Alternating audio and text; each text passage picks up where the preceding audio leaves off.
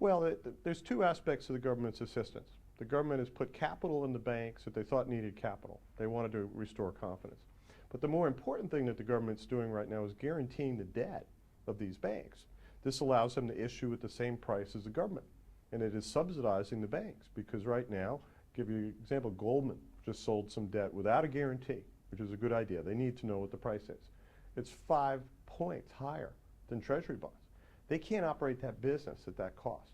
In other words, if they have to pay 5% more than the U.S. Treasury does to borrow money, their business won't work, or it'll be very different than what it's been before.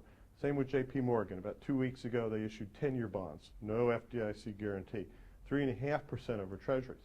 If you looked at where J.P. Morgan was funding a year and a half ago, it was a tenth of that. They were paying maybe 25, 30 basis points over Treasuries. That made their business work in a certain way. Today, the cost of business for these banks has gone up dramatically, and they are really wards of the state. So what I say is, fine, you want to pay your equity back? Show me you can operate in the bond market first without a guarantee and refinance all the paper that you used guarantees on over the last year. Then you can repay your equity. That should be the last thing out the door. So essentially, just like what happens with any business, you pay the bondholders first, right? That's right. And then it's, we're seeing this with Chrysler. I mean, in a bankruptcy situation, bondholders are first in line. You're saying if you follow that normal process, then you can still pay it back. Fantastic. But that's interesting about Chrysler. See, Chrysler and GM both illustrate what we should do with the banks. The government is saying to the GM bondholders, come talk to us. Convert your debt into equity. Let's see if we can rebuild this company. They tried to have the same conversation with Chrysler. The Chrysler bondholders looked at the offering and said, no, we'd rather liquidate. Our interests are better served by liquidating the assets of this company. That's the analysis everybody's going to have to go through. And that happens sometimes. Sometimes you are not better off as a going concern. Right.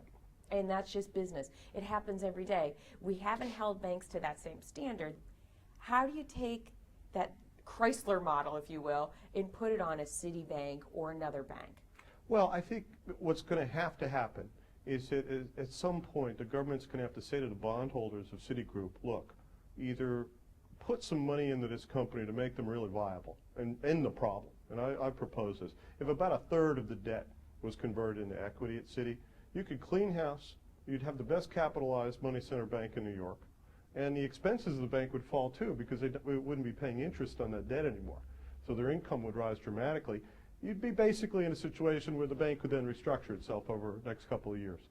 The alternative to that is a traditional takeover, where the FDIC comes in, takes over the subsidiary banks, you wipe out the parent, the equity and the debt goes into bankruptcy, and then the government runs the bank. So from the consumer perspective, not much would change.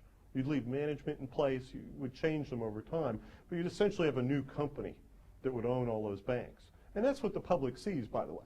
All the business of Citigroup is actually in the subsidiary banks. The parent is a shell. It's just, it issues stock and it issues debt, but it doesn't have any operations. And so that's what happens in a resolution. The banks are taken over by the government and they're given a new lease on life.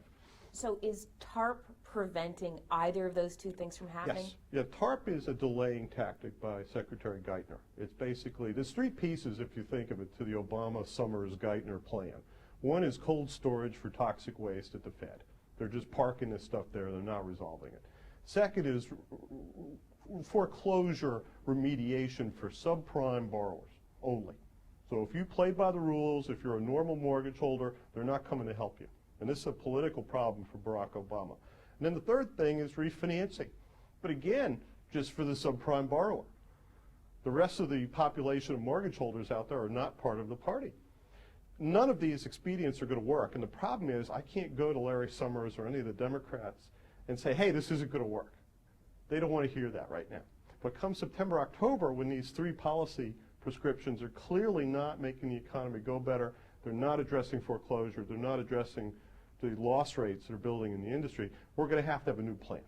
And at that point, I think we're going to have to start resolving some of these banks because we're wasting so much time now.